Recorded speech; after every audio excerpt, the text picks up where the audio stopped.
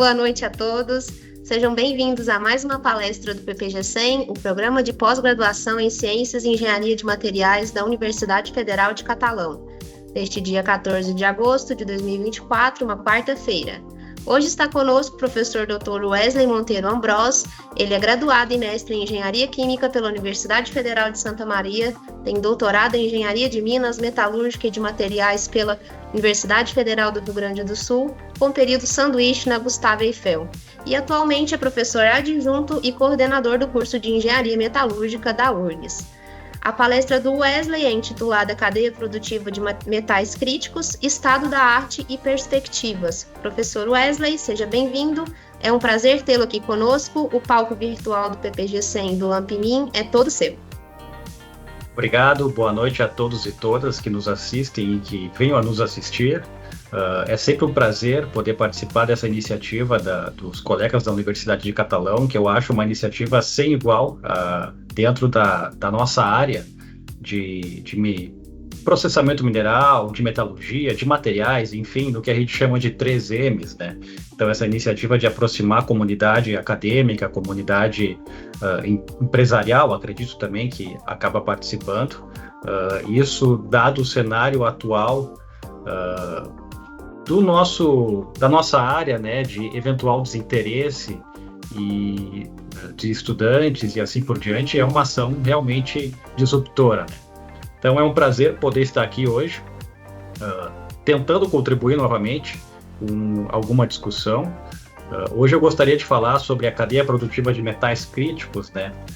Passar de alguma forma um panorama geral do estado da arte, das perspectivas, falando de modo geral para metais críticos como um todo, depois dando um foco para o Brasil, né, para o nosso país, e finalmente abordando de modo específico um ou outro metal que tenha potencial tanto a nível mundial quanto a nível nacional. Então, só falando brevemente um pouco de mim, né, eu me chamo, como foi colocado, Wesley Monteiro Ambrós. A minha formação original é engenharia química, mas desde que eu me formei, eu trabalhei brevemente na indústria, na parte de calcinação.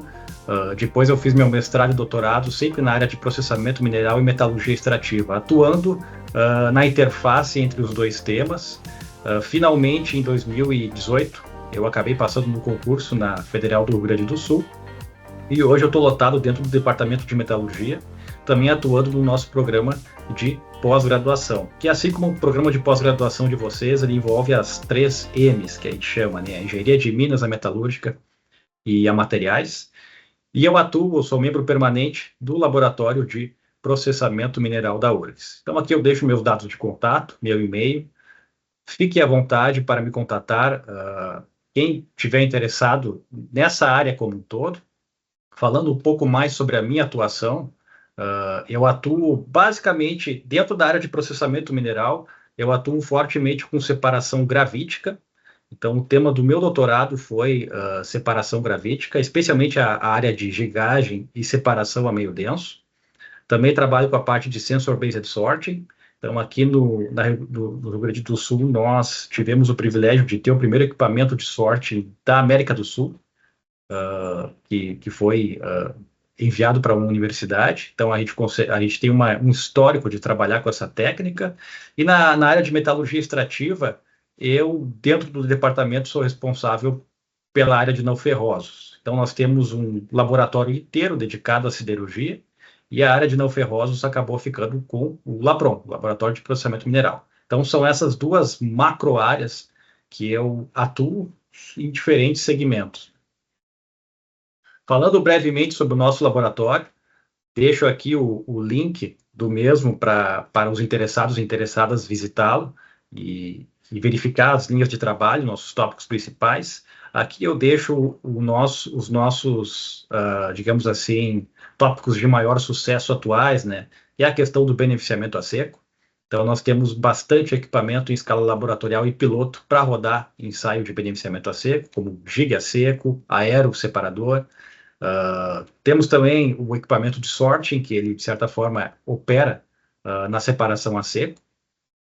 Nós trabalhamos também com a parte de modelagem de processos, seja a modelagem em termos de balanço de massa e energia, quanto também a modelagem de custos. Então, nós temos um software que nós mesmos desenvolvemos aqui no laboratório, que é o MathMine, que ele é gratuito, acessível por todos nesse link aqui, e ele tem a base de dados dele na nuvem, então é possível rodar simulações em tempo real. E a gente tem trabalhado fortemente com a área que hoje se chama de mineração urbana, né? E é uma espécie aí de sofisticação da parte de valorização de resíduos e reciclagem de materiais, né? Então, essas são áreas que nós atuamos fortemente, que nós temos histórico de trabalho, e eu convido a todos que quiserem entrar no nosso site e verificar, saber mais a respeito, serão muito bem-vindos. Bom, pessoal, quando o professor André me abordou no início do ano para propor um tema de palestra, né, eu verifiquei o próprio canal do YouTube das palestras e eu vi que tem temas muito relevantes e muito bons, né? Inclusive, eu vi muita coisa falando sobre metais críticos, mas especialmente dando um olhar mais detalhado sobre um ou outro metal ou sobre um ou outro mineral, né? Então, isso acabou me motivando a propor falar de um modo um pouco mais generalizado dos metais críticos ou dos metais estratégicos, que não são necessariamente a mesma coisa. Então, para quem já tiver lido, por exemplo, o Programa Nacional de Mineração 2030, que foi criado pelo Ministério de Ciência e Tecnologia lá em 2011, e é o principal programa nacional de mineração do governo ainda em voga. Dentro da definição dada do PNM 2030, minerais estratégicos ou metais estratégicos e minerais críticos ou metais críticos são basicamente sinônimos. Mas em termos globais, em termos da literatura global e também do próprio uso, há uma diferença fundamental entre ser estratégico e ser crítico. Então, geralmente um mineral ou metal estratégico, aqui eu estou falando de forma intercambiável, mineral estratégico eu estou incluído não metais também, e quando eu falo metal estratégico eu estou me referindo exclusivamente a minerais metálicos. Mas geralmente um mineral estratégico é um mineral que ele desempenha uma função extremamente importante para fins de defesa nacional, de segurança energética, de valorização da malha de transporte de um país, mas que ele não necessariamente tem problemas de acesso. Então, ele é estratégico por uma ou mais razões. Vamos pegar o nosso contexto nacional. Vamos pegar o contexto de Catalão, que vocês têm aí o nióbio. Então, o nióbio ele é estratégico a nível nacional por razões geopolíticas. Então, é um metal, é um mineral que ele tem uma grande importância, e o Brasil basicamente detém a quase hegemonia desse metal. Então, ele é um mineral estratégico por essa razão. Agora, quando a gente fala de um metal ou de um mineral crítico, nós estamos inserindo nessa fórmula também o problema da escassez, ou da dificuldade de acesso, ou de eventuais problemas ou desconfortos geopolíticos gerados pelo acesso a esse mineral ou a esse metal, né? Então, ou seja, como está colocado aí no slide, nem todo metal ou mineral estratégico é crítico, mas todo metal crítico é necessariamente estratégico. E essa questão de criticalidade de um metal ou de um mineral, ela varia de acordo com o contexto e varia de acordo com o país. Então, como está posto na figura aí, ó, é possível notar que o que é metal ou mineral estratégico para os Estados Unidos não é para a Europa e não é para a China. Mas existe um ponto de sobreposição desses conjuntos. Eu não sei se vocês enxergam a seta do meu mouse aqui, mas existe um ponto, eu estou utilizando ela para mostrar, existe um ponto de sobreposição em que a gente vê metais como cobalto, como cobre, como níquel, como tungstênio, como lítio, como sendo críticos para praticamente esses três grandes contextos globais que nós temos hoje, né? Que é a União Europeia, a China e os Estados Unidos. Então, quando nós falamos de metais críticos ou minerais críticos, nós estamos falando em questão de risco geopolítico, risco de abastecimento, volatilidade de mercado, escassez, dificuldade de previsão sobre a segurança do suprimento futuro. Então é isso que divide a criticalidade do fato de ser um mineral meramente estratégico, que não necessariamente ele é crítico, né? Por exemplo, o titânio é um metal que é altamente estratégico, porque por questões, por exemplo, para produção de superligas, ligas aeroespaciais e assim por diante, mas ele não necessariamente é um metal crítico, dependendo da localização geográfica que nós nos encontramos. Então esse é o primeiro, é o ponto de partida. É saber fazer essa definição, essa separação do que é um metal ou um mineral estratégico e um metal e um mineral crítico. O que define o que hoje se chama de conceito de criticalidade que tanto se fala. Bom, por que se fala, afinal, de metais críticos e de minerais críticos, né? Existem diversas tecnologias, diversas aplicações em que esses minerais eles serão e já são disruptivos, né? Nós temos aí a questão da inteligência artificial, a microeletrônica, o desenvolvimento de carros elétricos, mas o carro-chefe de toda essa valorização de certos conjuntos de minerais e metais é a transição energética. Então, isso em termos de tonelagem exigida, de tonelagem, a expectativa de produção, ela de longe supera outras aplicações, né? Então, por essa razão, uma das bases, uma das principais referências da apresentação de hoje, eu tomei da Agência Internacional de Energia, do IEA. Então, muitas informações que eu trago hoje, eu peguei de um relatório da IEA, que ele, na verdade, é do ano passado, mas ele é o último relatório, o relatório mais atualizado que foi emitido. Eles geralmente fazem isso ao final do ano, utilizando dados do ano imediatamente anterior.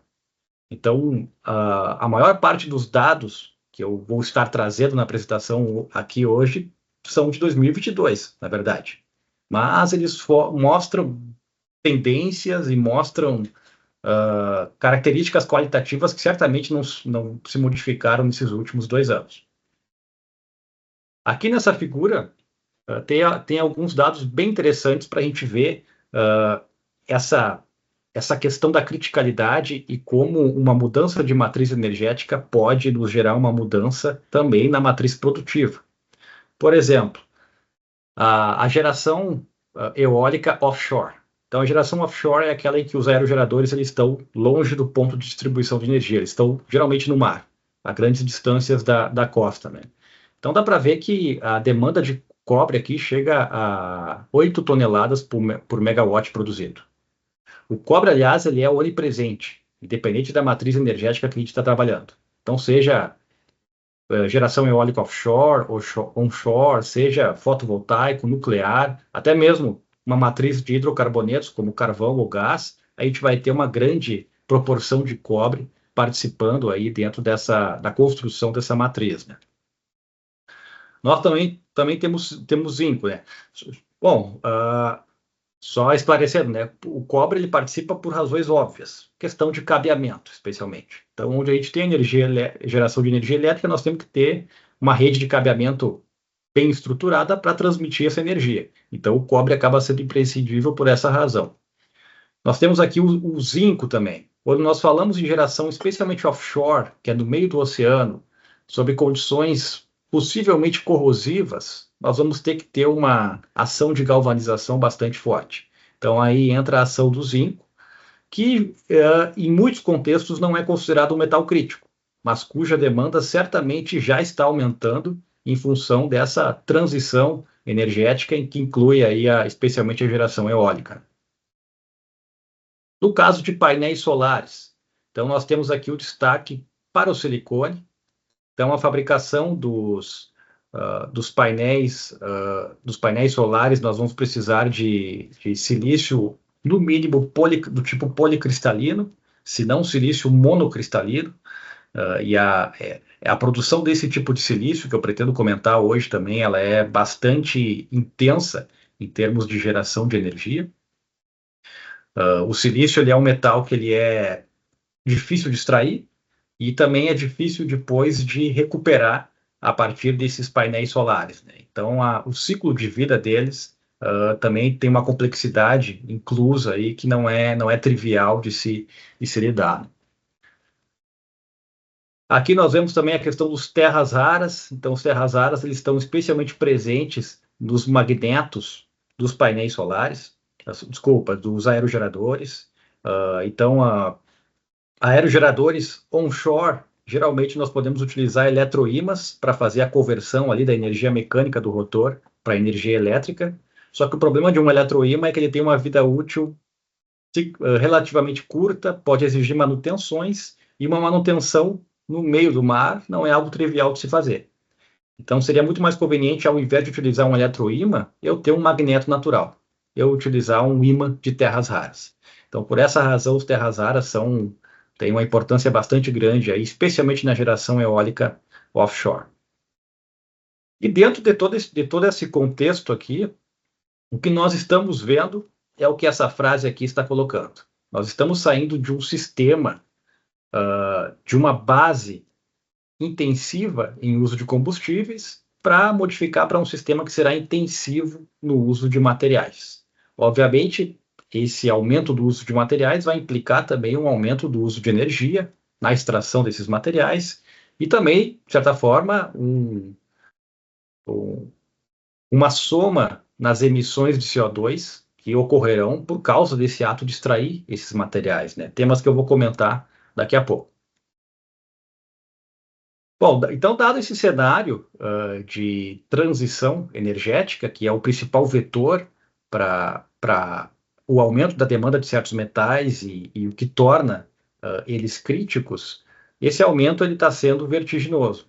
Então, no próprio relatório da Agência Internacional de Energia, eu peguei alguns dados aqui de perspectivas de tendências para o ano 2020 até o ano 2040, e a gente vê, por exemplo, que metais como o lítio tem uma perspectiva de aumento da demanda aí de mais de 40 vezes, o cobalto mais de 20 vezes, o níquel também fica na mesma faixa do cobalto, mais de 20 vezes. Então, esse aumento da demanda ele vai cobrar um certo preço, especialmente se nós estivermos num cenário em que esses metais são geolocalizados. Então, caso clássico aí, que muitos conhecem, é o caso do cobalto, né? Então, hoje, aproximadamente 80% das reservas de cobalto estão na República Democrática do Congo, que é um país, infelizmente, bastante instável politicamente, economicamente, o que gera uma volatilidade bastante grande no mercado do cobalto. Cobalto é um dos metais que tem uma variação de preço mais abrupta aí, no mercado de metais. Então, tudo causado por questões de distribuição geográfica desse tipo de metal, né? Então, isso colocado dentro de um cenário que vai ocorrer um aumento da demanda, gera uma incerteza bastante desconfortável. Bom, eu estou falando aqui de energia, do aumento da demanda em função da transição da matriz energética. Antes de pular para o próximo slide, eu quero só que vocês notem essa figura aqui, ó. A gente está tendo aqui o cenário em 2020, e aqui nesses dois gráficos de barra, bem à esquerda, o cenário de 2040, né? Dois cenários para 2040. E dá para ver que na linha amarela aqui, ó, a gente tem o peso dos carros elétricos. Então, na verdade, o maior peso, a maior demanda em termos de metais críticos nessa transição vai ser direcionada especialmente para os carros elétricos. Nem tanto para a modificação de uma matriz de hidrocarbonetos para uma matriz renovável, solar e eólica, mas especialmente para modificação do motor de combustão interna para um motor que opere com uma bateria de íon lítio e que exija bastante cobalto dentro dela. Então, vale a pena dar uma atenção um pouco maior aqui para os carros elétricos, só para se ter uma noção de magnitude do peso que isso pode ter sobre a questão da demanda de metais, né? Então, essa imagem aqui é bem interessante, ela também é produzida pela Agência Internacional de Energia, mas em um outro relatório, em que ela mostra, por exemplo, a quantidade de níquel e cobre que são necessárias num carro convencional, ou seja, um carro que se vale de um motor de combustão interna, trabalha com gasolina ou diesel, para um carro elétrico. Então, um carro convencional praticamente não tem nada de níquel. Eventualmente, um modelo ou outro tem alguma coisa de uma liga de ferro-níquel, mas vai ser uma quantidade aí quase desprezível. Enquanto um carro elétrico vai precisar de aproximadamente 40 kg de níquel. Ou seja, a maior parte desse níquel é associado a bateria. E se a gente multiplicar isso pela frota esperada de carros elétricos, já dá para se ter uma ideia do tamanho dessa demanda, né? Enquanto a quantidade de cobre aí, a expectativa é dobrar. E aqui não está sendo nem citado, por exemplo, o cobalto, também não está presente em carros tradicionais, o próprio lítio também. Então, a expectativa é que nós tenhamos uma demanda de 6 vezes maior em certos metais, como é o caso do cobre, por exemplo, do cobalto, do lítio, até 8 vezes ou 10 vezes para metais como o níquel, só para atender a mudança de frota para carros elétricos, né? Então, isso mais uma vez serve como um dado que mostra o quanto esse aumento abrupto na demanda desse tipo de metal pode gerar aí um desequilíbrio em relação à oferta e o que contribui para tornar eles bastante críticos. Bom, então, quando a gente fala desse aumento da demanda dos metais críticos, o primeiro ponto de alerta que aparece é o seguinte: bom, nós teremos então um aumento das emissões, nós teremos um aumento então, de certa forma, do dispêndio de energia, de emissões atmosféricas relacionado a esse aumento da produção de metais. E isso realmente é um fato que ocorre. Então, aqui tem uma figura bastante interessante que eu peguei de um estudo onde foi feita uma análise do ciclo de vida na principal rota produtiva de cada metal. E aí se chegou a um valor de quilograma de CO2 equivalente emitido por quilograma de metal produzido, né? E se criou uma escala do mais baixo até o mais alto. Interessante ver alguns valores aqui, ó. Por exemplo, para o ferro, a gente tem aí uma emissão média de 1,5 kg de CO2 por quilograma de ferro produzido. No caso do cobre, nós temos mais ou menos o dobro disso. Para o níquel, 6 vezes esse valor. Alumínio, que é o segundo metal mais produzido, depois do ferro, aproximadamente 8 vezes esse valor. Quando a gente chega aqui nos preciosos, platina e ouro, já salta para 12.500 vezes. E a gente tem o nosso campeão aqui, que é o ródio, que tem uma emissão aí de aproximadamente 35 mil quilogramas de CO2 por quilograma produzido. Então, isso aqui está relacionado, claro, às particularidades do processo de extração e refino do ródio. O ródio, que dentro do contexto da transição energética não é necessariamente um metal crítico, ele é um metal crítico dentro da sua própria cadeia produtiva, que envolve, por exemplo, a produção de catalisadores industriais para hidrogenação, a produção de placas para eletrolíticas de alto desempenho, de joias, etc., mas não necessariamente é um metal crítico. Mas essa escala é interessante, que ela nos mostra uma comparação e inclusive, aqui eu estou falando por mim mesmo. Isso aí não é dado que eu peguei da literatura, né? Então eu estou apenas especulando, né? Mas me parece que há um padrão que geralmente metais que são majoritariamente extraídos a partir de sulfetos, como aí é o cobre, como é o níquel, de certa forma é o zinco também, eles estão mais próximo da escala, mais próximo da parte baixa da escala de emissão, possivelmente porque durante essa extração nós temos aí reações exotérmicas, reação típica como a oxidação de sulfetos, que é isotérmica. Nós temos aí um reaproveitamento do gás que é gerado, que é o SO2, para fabricar ácido sulfúrico. Então, talvez isso faça com que a cadeia seja mais fechada em termos de emissão e tenha valores menores, né?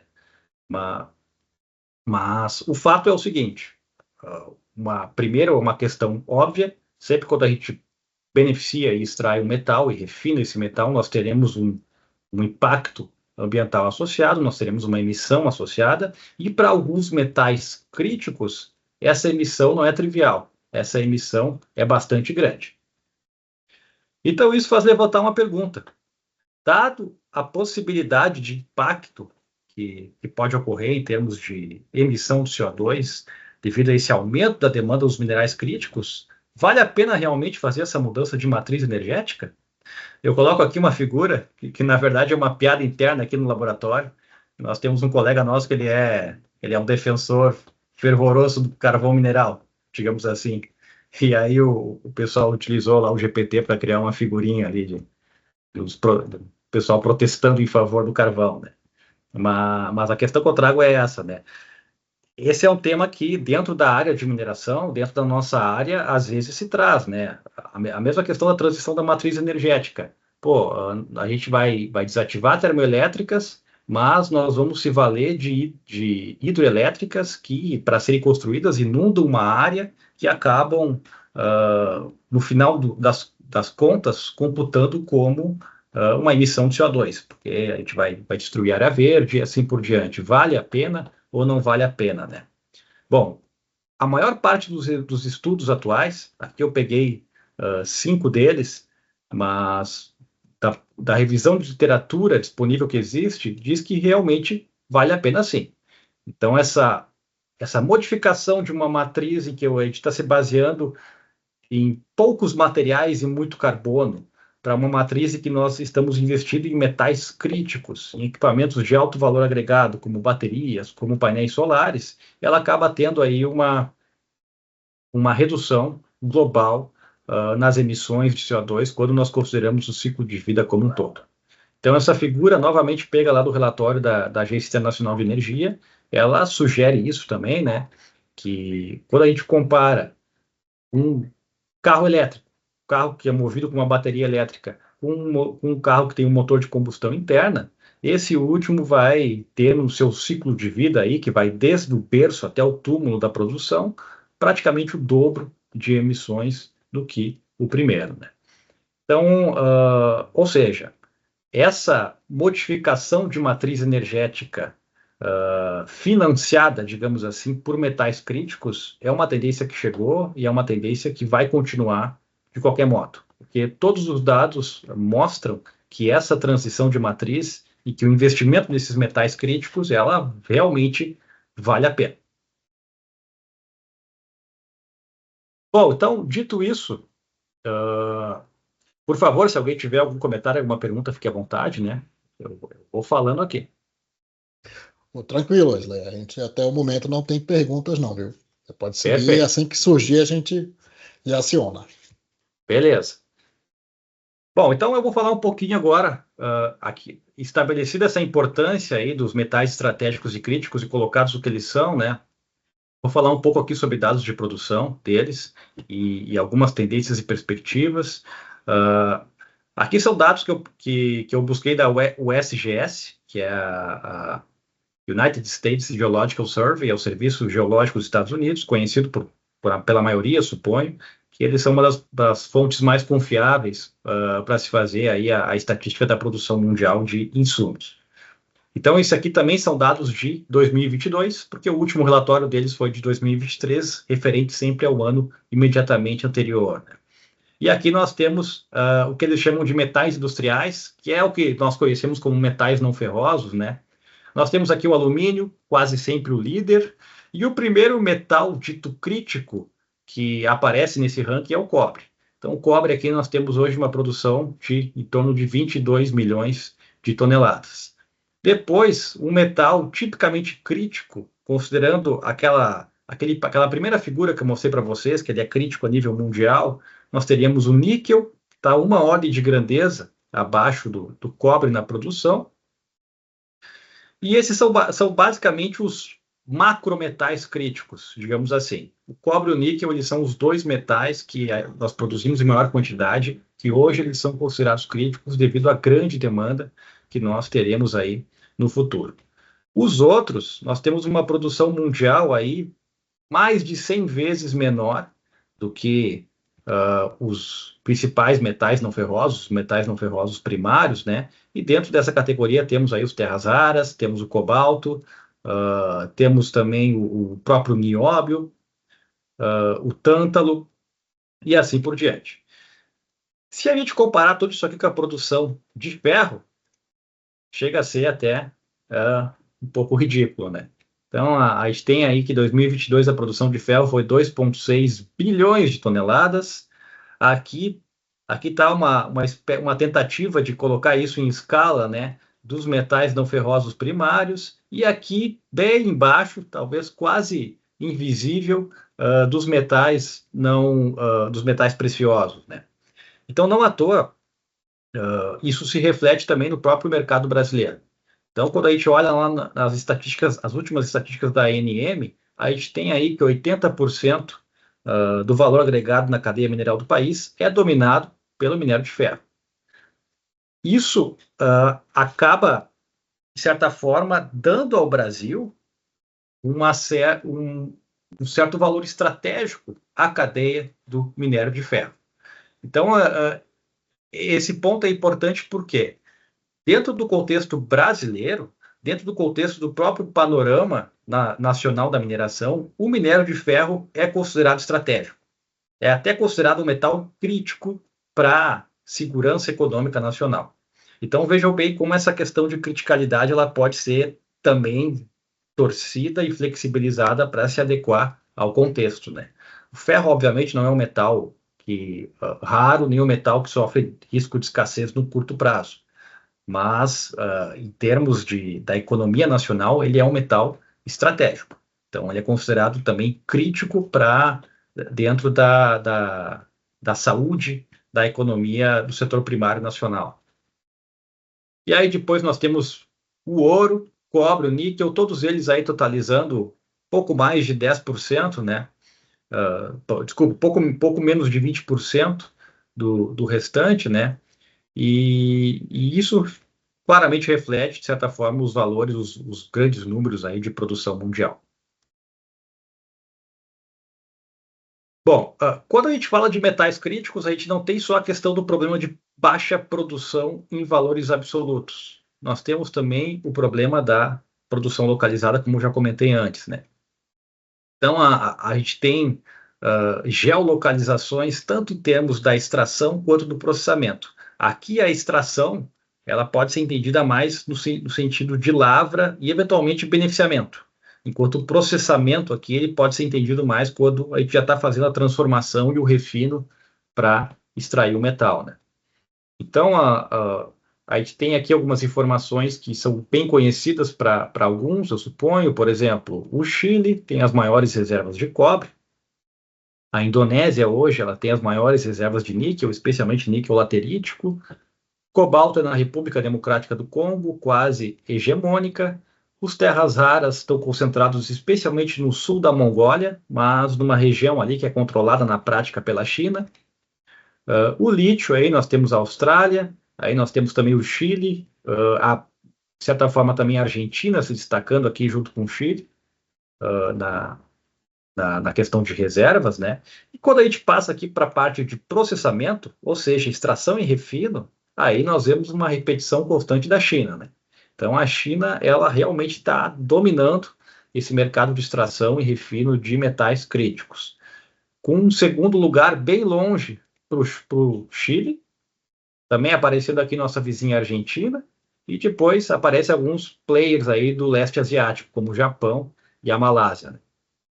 Então, dá para ver que, como colocado aqui acima, né, nós temos um mercado que ele é mais concentrado do que o próprio mercado de óleo e gás, que ele, de certa forma, está distribuído aí entre pelo menos dois continentes, né, como a América do Norte e o Oriente Médio. Aqui, no caso de metais críticos, nós temos o leste da Ásia realmente dominando o processamento desses metais e, em alguns casos, as próprias reservas atuais disponíveis. E isso está gerando o surgimento de um novo arranjo geopolítico, né? Então, aqui acima a gente pode ver o arranjo tradicional do mercado de óleo e gás, onde a gente tem os três principais players, que são os Estados Unidos, a Arábia Saudita e a Rússia.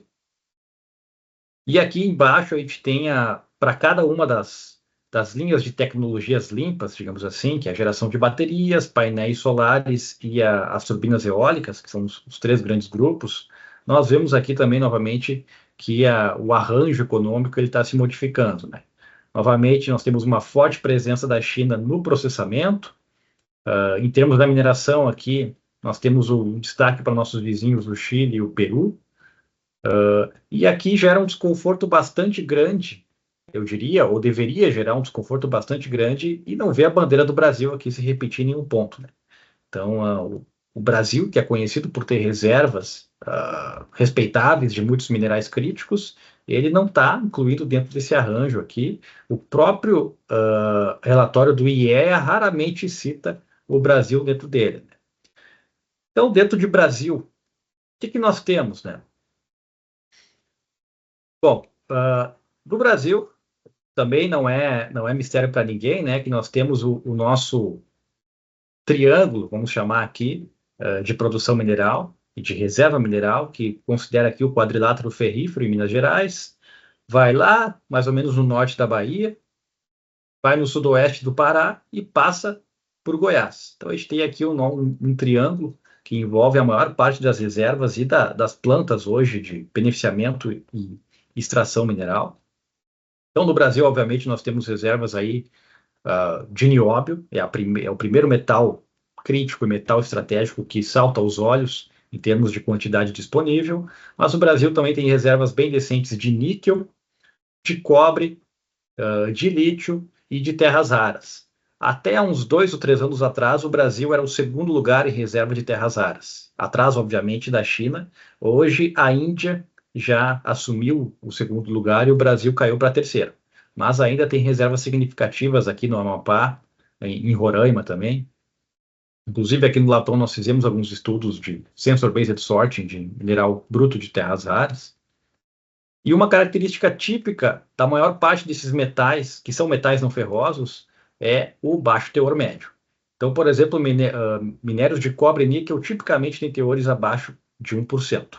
Embora hoje seja a regra ter teores abaixo de 1% para esse tipo de minério, ainda assim a média mundial, especialmente para o cobre do Brasil, acaba indo para valores mais baixos dentro do desvio padrão que nós temos.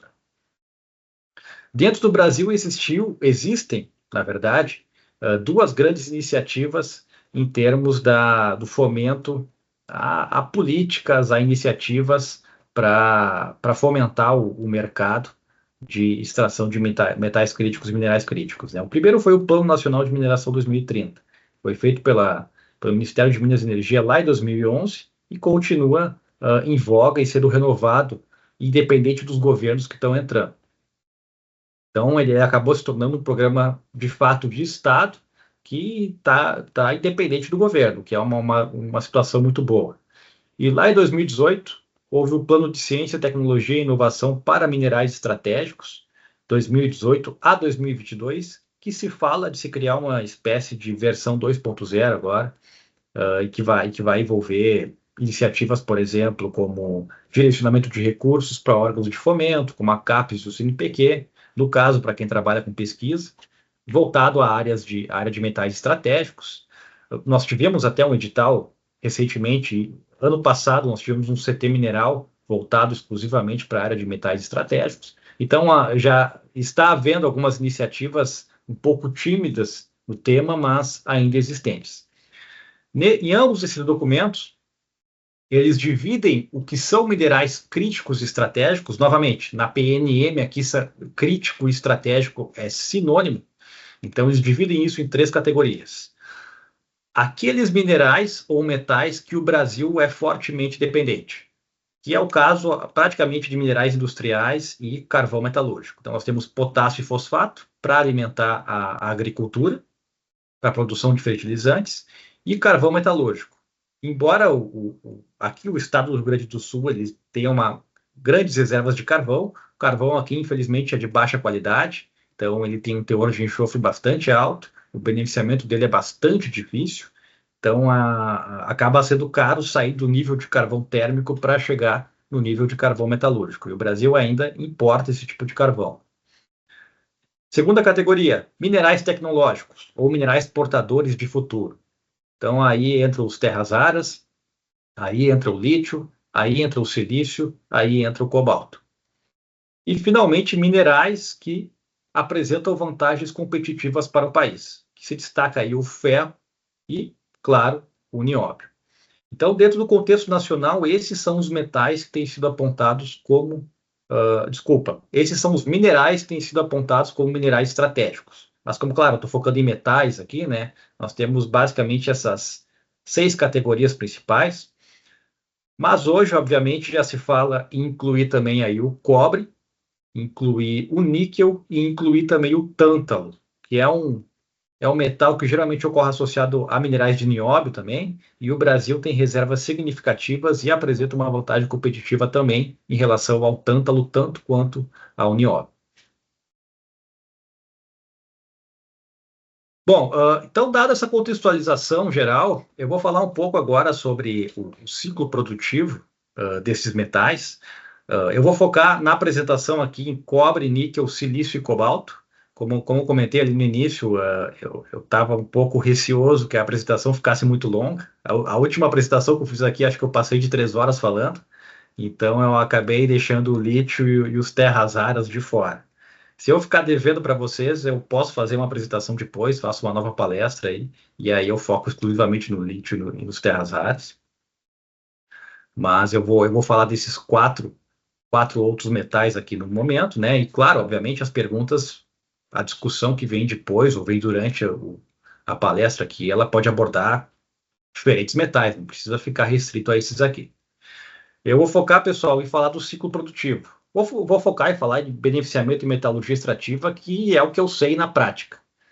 Então, eu não estou por dentro de detalhes do mercado do cobre, por exemplo, mas eu, obviamente, sei bastante como fazer o processo de beneficiamento, extração do cobre, de diferentes minerais e assim por diante. Wesley, Oi, posso fazer aqui uma pergunta? O Pablo deixou uma por pergunta favor. sobre essa primeira parte que você acabou de apresentar, e ele coloca o seguinte: percebi que as grandes dificuldades de se trabalhar com os metais críticos são baixos teores nas rochas, mineralogia complexa, depósitos em áreas consideradas ecologicamente sensíveis, complexidade do processamento mineral, baixa taxa de substituição. Então, ele vai elencando aqui diversos fatores: baixa taxa de substituição por outros elementos nas aplicações, insegurança política. E aí ele pergunta o seguinte: em relação aos países produtores, quais desses fatores que foram citados com relação à complexidade do depósito, substituição por outros elementos, insegurança política, né, os baixos teores, você, Wesley, considera, né, mais importante e impactante hoje? Dentre os países que atualmente produzem eles, Isso. sem dúvida é a questão da insegurança geopolítica e segurança econômica. Então, para dar como exemplo, eu peço que vocês lembrem ou que vocês pesquisem a respeito da variação do valor do níquel logo que iniciou a guerra da Ucrânia no passado.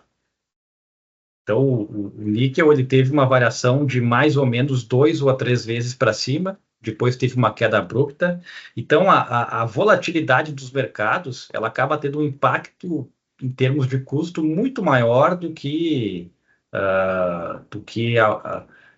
tecnicidades do processo, uma vez que o parque já está estabelecido, claro.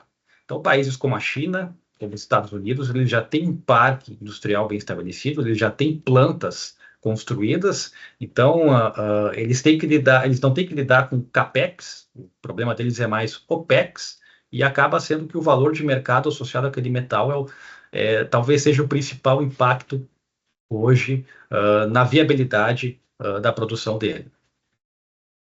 Wesley, eu vou aproveitar para fazer também uma pergunta aqui. Quando você fala da China, a gente observa, na verdade, que em termos de processamento, não só de metais estratégicos e críticos, né, mas eu vou colocar assim, de forma geral, quando a gente pensa em produção de metais, a China hoje ela está consideravelmente participando quase que em todos os segmentos, né, e de forma bem significativa através de parceria com países quando ela não tem reserva do elemento, ela tem parceria, então ela tem parceria com a Índia, tem parceria com a África do Sul, que por proximidades acabam fornecendo os insumos. Como isso pode impactar na produção e no mercado, Wesley? Como é que você vê essa situação, essa relação da China com a produção e potencial de desenvolvimento? A China, ela aparentemente ela tem mecanismos muito ágeis no firmar parcerias com países. Então, mecanismos que não passam, por exemplo, pelo crivo que passa um acordo com a União Europeia. Então, mecanismos bilaterais diretos entre os países. A China também tem muito capital para investir em países que têm reservas estratégicas, que muitos, convenientemente, são países pobres de terceiro mundo, né? Então, pegando o caso da República Democrática do Congo, a última estatística que eu vi é que aproximadamente metade, ou 40%, 50% do mineral da República Democrática do Congo, ele é minerado pela Glencore, é uma empresa suíça. Mas, no momento de se fazer a exportação do hidróxido de hidróxido de cobalto, por exemplo, o principal destino acaba sendo a China. Justamente porque a China tem algum tipo de parceria com o governo da República Democrática do Congo, que torna o custo da exportação baixíssimo. Então, o principal destinatário acaba sendo a China. Então, eu acho que essa característica de facilitação de acordos bilaterais, especialmente, pode estar sendo aí um diferencial. Wesley, você lembra que há alguns anos nós tivemos uma situação no mercado do ferro, antes das crises econômicas, em que a gente tinha um Brasil com uma grande produção, efetivamente, e em função disso, o preço de mercado sendo estabelecido pelos principais produtores. Você acha que esse aspecto, nesse sentido, a China não pode impactar na produção dos metais críticos, definindo esse cenário pelo alto consumo? Não, sem dúvida, sem dúvida. Eu acho que esse é um dos principais medos dos players ocidentais, né? Do momento em que a China ela deter quase a hegemonia na produção e na fabricação dos produtos finais derivados de um certo metal crítico, por exemplo, baterias de íon-lítio, então ela tem, de certa forma, o mercado na mão, né? Ela pode controlar aí a oferta e a demanda. Então, esse é um dos principais argumentos utilizados, né, digamos, na guerra política aí China e Estados Unidos. Perfeito, viu? Pode ficar, dar continuidade, Wesley. Certinho, obrigado. Bom, pessoal, então, como eu tinha comentado, eu vou falar um pouco agora sobre os ciclos de extração desses metais. Eu vou sempre pegar o mineral principal de cada um deles, né, até para não me estender muito. Então, por exemplo, de cobre, eu vou focar em sulfetos. Aqui em níquel, eu vou falar de níquel laterítico por causa da importância dele no contexto brasileiro, embora a maior parte do níquel a nível mundial seja extraído de sulfetos. O silício não tem muito mistério, é quartzo de alta pureza. E o cobalto aqui eu vou focar especialmente também no cobalto laterítico, já que a maior parte dele é extraído como um coproduto aí dentro da metalurgia do níquel. Então fiquem à vontade também para fazerem perguntas. Bom, questão do cobre, pessoal, produção e reservas. O cobre hoje, quando a gente fala em metal crítico, ele é o mais badalado deles, né? Então teve até uma reportagem, eu não me lembro se foi da Forbes, que o título da reportagem era que o cobre era o metal do futuro. Então, justamente por causa de questões que eu apresentei lá no início, por exemplo, que ele é um metal que está onipresente, independente da matriz energética que a gente está trabalhando, questão de carros elétricos também, a gente vai ter uma grande demanda. Então, quando a gente fala em metal crítico, geralmente o cobre é um dos primeiros a se destacar. Até mais, eu diria, do que o lítio, os terras raras, que são alguns que são mais associados a esse conceito de criticalidade. Bom, o cobre, questão de reserva, é de conhecimento comum também que a maior parte das reservas estão no Chile, com o Peru, cada ano descobrindo novas reservas e se agregando nesse ranking aqui de potenciais produtores de cobre. A maior parte da produção de cobre hoje também está no Chile. Tem hoje a mina de Escondida, que é do grupo BHP, que ela disputa aí, às vezes, o topo de maior mina do mundo em termos de valor agregado de produção. Tem a mina também de Chuquicamata, que é controlado pela Codelco, que essa também disputa o outro ranking de maior mina em área de céu aberto do mundo. Então, o cobre ele tem uma tradição bem forte associada ao Chile. Depois nós temos aí os Estados Unidos e a Austrália. Estados Unidos ele tem bastante reservas de cobre não sulfetado. Então, a rota hidrometalúrgica de extração do cobre ela é bastante forte em reservas nos Estados Unidos. Lixiviação in situ, por exemplo, é basicamente aplicada nos Estados Unidos. E nós temos também a Glencore. A Glencore aqui, quando eu coloco o país, no caso lá da empresa, eu coloco a sede, né? Não a reserva. Então, a Glencore ela é uma gigante aí que ela está trabalhando no segmento dos metais críticos, junto com uma outra empresa irmã dela, que é a Umicore, que é uma empresa belga, e eles trabalham aí também fortemente na extração do cobre, também na extração do cobalto, também trabalham com extração de níquel lá na Indonésia e na Malásia. Então, são uma multinacional bastante presente aí do mercado de metais não ferrosos. Principal ocorrência de cobre, pessoal.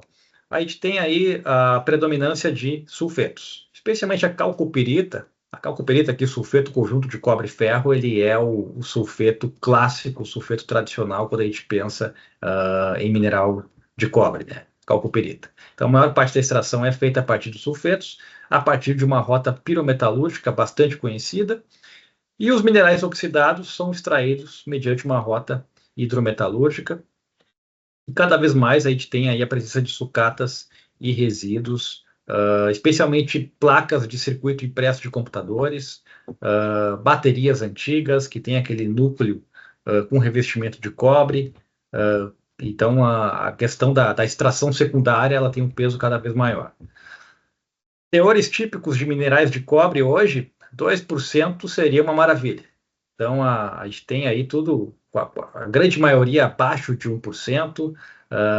O teor de corte, o cut-off grade, que o pessoal chama explorável, já tem mina dos Estados Unidos lá explorando a 0,25% de cobre. Então, isso revela também uma tendência conhecida que é ter teores cada vez mais baixos e toda a implicação que isso tem, né? Uma geração de estéreis, de rejeitos maior, e eventualmente vão parar numa barragem, maior gasto de energia para moer e liberar o minério, e assim por diante, né? Beneficiamento do cobre, a rota principal é a rota de beneficiamento do sulfeto. Como quase todos os sulfetos, nós vamos terminar numa flotação. Então, a gente vai ter um circuito de flotação convencional, em que eu vou ter etapas de pré-concentração, rougher, cleaner, scavenger. Se eu tenho flotação, antes dela eu vou ter hidrociclonagem, e junto com a hidrociclonagem eu vou ter moagem. Então, eu vou ter ali um circuito de britagem associado com um circuito de moagem e, finalmente, flotação. Essa é a configuração típica aí de geração de concentrados de sulfetos, né? Então, aquele teor inicial, que digamos fosse de 1% de cobre, ele chega aí a aproximadamente 30% de cobre, que vai ser o concentrado fino que vai gerar na flotação. Esse concentrado da flotação, que vai ter ainda uma proporção bastante grande de ferro, se ele for um sulfeto composto, que geralmente é o caso, como uma calcopirita, por exemplo, vai ser o principal problema quando a gente for fazer a extração do cobre. A gente vai ter que remover esse ferro, além de remover esse enxofre. Então, o concentrado típico de calcopirita vai ser um material, vai ser um material bastante fino, um P80 abaixo de 100 micrômetros, por exemplo. Quando ele chegar na planta metalúrgica, provavelmente a gente vai ter que aglomerar ele, fazer uma pelotização, ou que é cada vez mais comum, fazer uma briquetagem, e fazer um processo que a gente chama de fusão a mate. Então, no processo de fusão a mate, a gente basicamente vai estar removendo esse ferro, a gente vai estar oxidando seletivamente esse ferro associado ao cobre para gerar uma escória. Então, a gente vai estar escorificando esse ferro, vai remover parcialmente o enxofre, mas o principal removido aqui vai ser o ferro, e gerar um produto chamado mate, que é simplesmente um sulfeto em fase líquida. Esse sulfeto vai estar rico em cobre, enxofre, e ainda vai ter um pouco de ferro como contaminante. Então, isso aqui, dentro da metalurgia do cobre, nós chamamos de pré-extração do cobre. Nós ainda não extraímos ele, nós convertemos ele para uma fase mais rica em cobre do que ele estava na fase mineral. Esse mate que vai ter um teor aí que varia de 50% a 70% de cobre, a gente vai para um processo chamado de conversão. É importante não confundir aqui com o conversor utilizado lá no refino em panela do aço.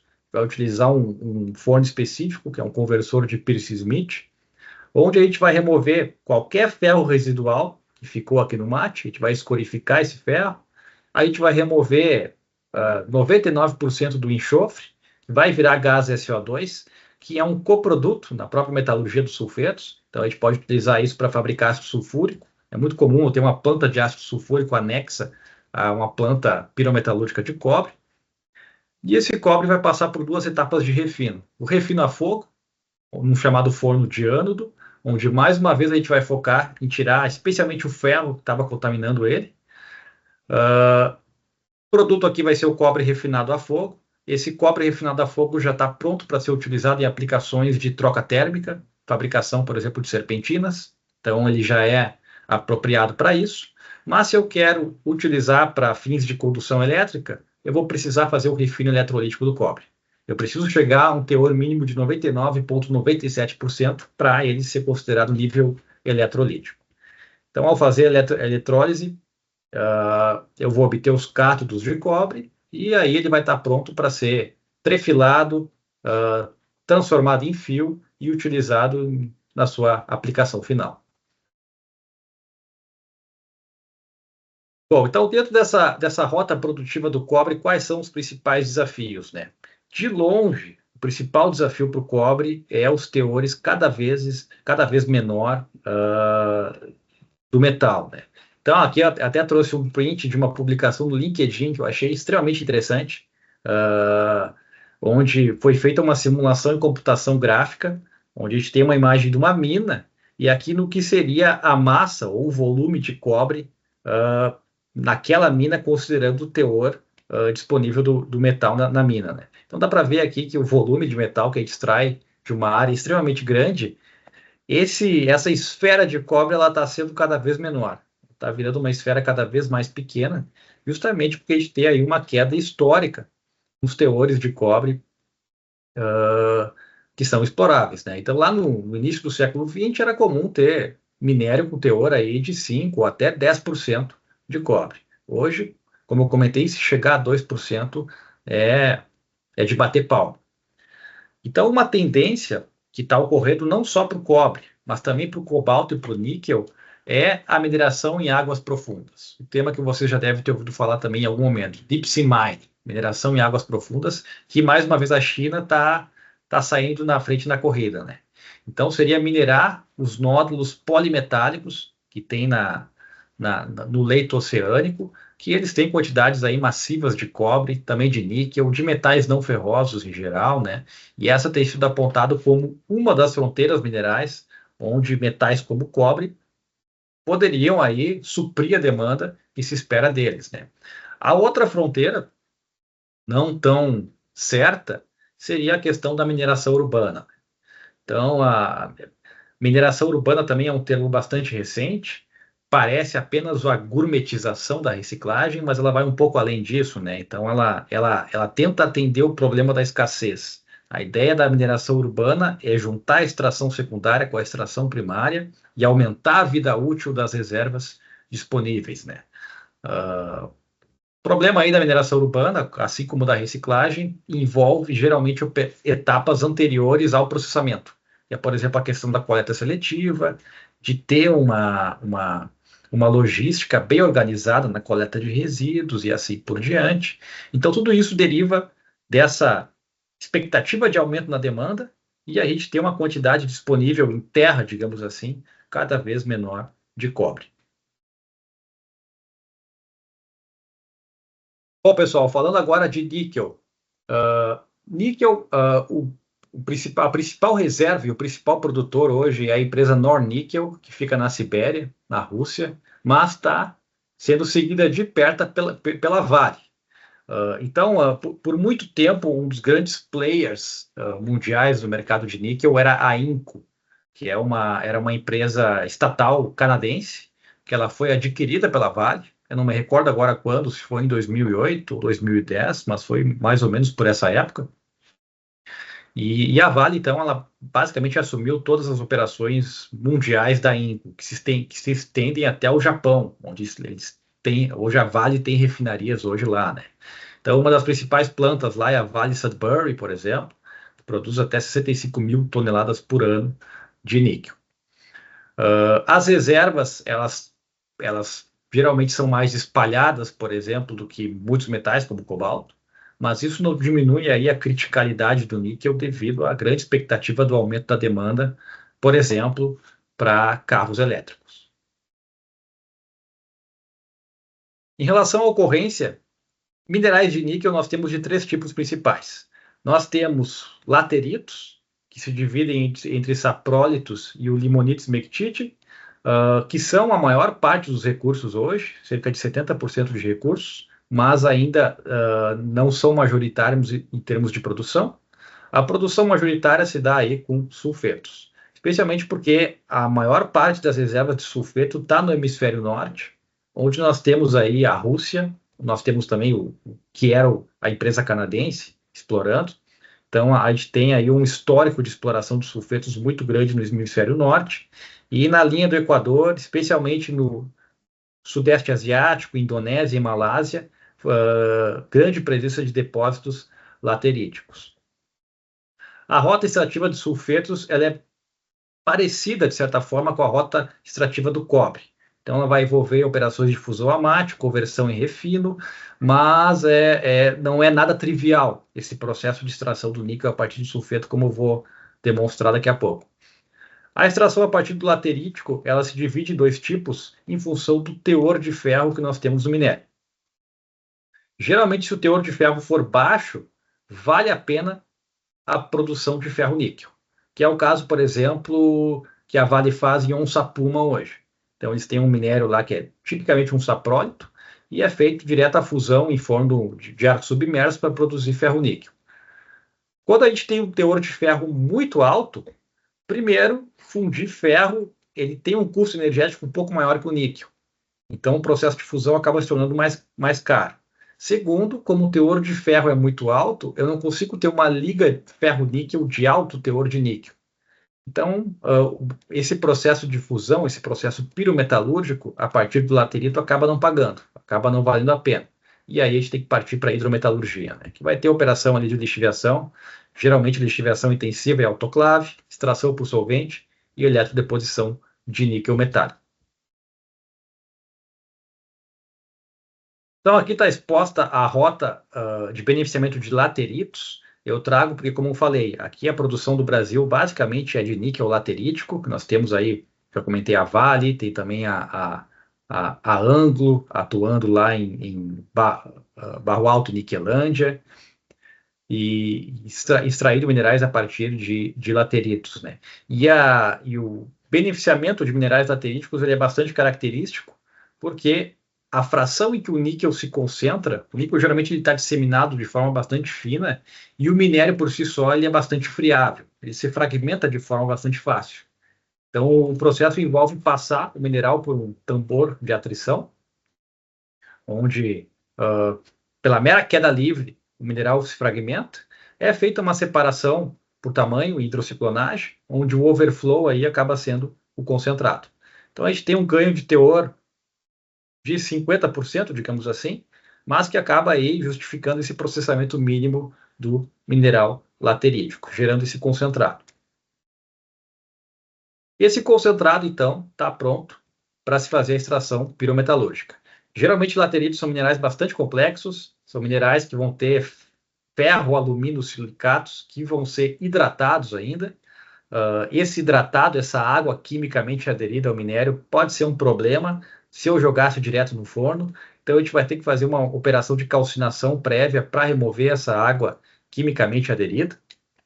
Uma vez removida essa água, eu vou ter uma carga que, por ter passado por um processo de aquecimento e altas temperaturas, numa atmosfera isolada, vai ter sido pré-reduzida, vou ter que parte do ferro e do níquel vai ter se reduzido, e vai ir para a redução carbotérmica, geralmente em forno de arco submerso, onde eu vou escorificar impurezas como silício, como o próprio alumínio aqui, e formar uma liga de ferro-níquel no fundo, que vai ter de 10 a 30% de níquel.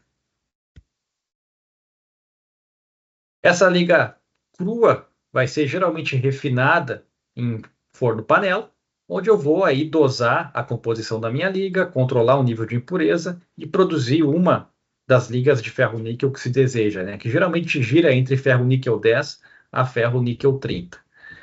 Esse ferro-níquel vai ser granulado, ou também o que pode acontecer vai ser depositado como um pó e depois briquetado, mas é mais comum se fazer a granulação, e aí vai ser comercializado para a produção de aços especiais, por exemplo, na forma de ferro-níquel granulado.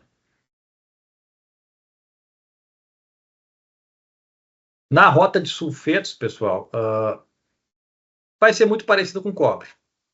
Beneficiamento típico de sulfetos, mais uma vez, um setor de britagem, com britagem primária, secundária, terciária, um setor de moagem em circuito fechado com hidrociclones, onde o overflow vai alimentar um circuito de flotação. Na flotação ali, a gente vai ter a geração de um concentrado de níquel. Esse concentrado de níquel, ele vai ter como contaminante principal, na forma mineral mesmo, o ferro e o enxofre, assim como é o caso do cobre. Se ele for um mineral hidratado, por exemplo, pode ser que ele precise ser seco. Se ele tiver, por exemplo, algum sulfeto simples, como sulfeto de ferro, sulfeto de cobre ou o próprio sulfeto de níquel, ele pode passar pelo processo de osculação, é uma maneira de oxidar ele em fase sólida, sem fundir. Em qualquer caso, ele vai ir para o processo de fusão a mate, onde a maior parte do ferro vai ser escorificado e removido, e vai formar um mate ali, que é uma mistura de sulfetos de níquel e ferro. Esse mate vai passar pelo mesmo processo que o cobre passa, vai passar por um forno de empatelada, que é o conversor de Pearce-Smith, onde a gente vai remover praticamente todo o ferro, digamos assim, tudo que tiver na faixa do % de ferro vai ter sido removido. Eu vou ter contaminação na faixa de ppm, por exemplo, e vou gerar algo chamado mate Bessemer. A grande questão aqui é que o níquel, o cobre, o enxofre e também o cobalto, que vai estar presente, eles são todos miscíveis em altas temperaturas. E se a gente fizer um resfriamento lento desse banho, desse mate Bessemer, eu vou ter uma macrogranulação individual, tanto do sulfeto de cobre, quanto do sulfeto de níquel, quanto da liga cobre-níquel que tiver sido formada aqui dentro. Então, a gente faz um processo de resfriamento lento desse mate Bessemer, e aí o que era um problema de metalurgia extrativa vira novamente um problema de beneficiamento mineral. Esse mate Bessemer solidificado vai ser moído, parte dele vai ser uma liga de cobre-níquel, que é um material magnético, então eu vou passar por um separador magnético e obter essa liga. Esse aqui vai ser o principal produto gerado na metalurgia do cobre, que vai ir para o refino. E como subproduto, eu vou ter uma mistura de sulfetos de cobre e níquel, que eu vou novamente moer, flotar e obter sulfeto separado de níquel e cobre. Então aqui eu estou omitindo as etapas de refino de cada um deles, porque ainda envolve bastante operações que não convém ficar descrevendo aqui dentro, né? Por exemplo, essa liga de níquel-cobre, hoje, ela vai ir para uma planta de refino, onde ela vai passar pelo processo de carbonilação, vai formar carbonila de níquel. Eu vou colocar dentro de um reator com atmosfera pressurizada e alta presença de monóxido de carbono. Em condições mesmo ambientes, em temperatura ambiente, ele vai formar um composto volátil chamado carbonila de níquel e vai levar algumas outras carbonilas metálicas juntas, que vão ter que ser destiladas para obter uma carbonila de níquel de alta pureza, e depois fazer uma deposição do pó ou do níquel granulado no depositor de pellets. Então é isso que a Vale faz, por exemplo, não necessariamente na planta de Sudbury, mas eles têm uma planta específica no Canadá só para fazer a refinaria dessa liga de níquel-cobre. Enquanto esses concentrados de sulfetos de cobre e níquel, eles vão para refinos hidrometalúrgicos, né, onde é feita a lixiviação, é feita uma extração por solvente, e eventualmente uma eletrodeposição do níquel e do cobre de modo separado. Bom, pessoal, agora trazendo para os desafios, né? Quais são os principais desafios que nós temos hoje dentro do mercado aí do níquel, dentro da produção de níquel? Um deles é que nos últimos 3 ou 4 anos, especialmente na China, tem aumentado vertiginosamente a produção de ferro-gusa de níquel. Então, o ferro-gusa de níquel, também chamado de níquel sujo, ele é uma espécie de liga de ferro-níquel de baixa pureza, em que ele envolve simplesmente, ele está presente na rota siderúrgica do ferro, de produção do ferro-gusa em alto forno, mas ele envolve minerais que contêm um alto teor de níquel. Então, esse níquel acaba aderindo ao ferro-gusa e formando ali uma liga de ferro-níquel de baixíssimo teor, que o pessoal chama de ferro-gusa de níquel.